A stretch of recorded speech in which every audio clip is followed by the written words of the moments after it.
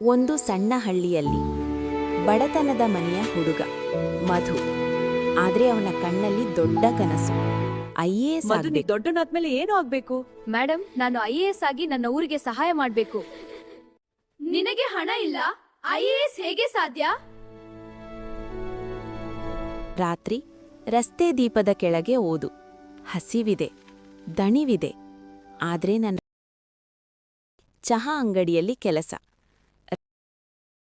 ಒಂದು ದಿನ ಮಗ, ತಂದೆ ಮನೆ ಗಾಯಗೊಂಡರು. ಪರಿಸ್ಥಿತಿ ತುಂಬಾ ಕಷ್ಟ. ಮನೆಗೆ ಆದಾಯ ಕ್ಷಮಿಸು ಮಧು. ನಿಂತಿತು.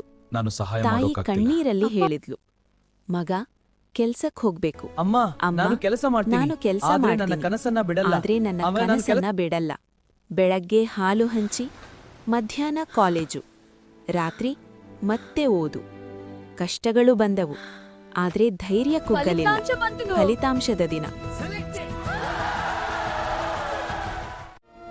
ಅಮ್ಮ, ನಾನು ಮರಳಿ ಬಂದಿದ್ದೇನೆ.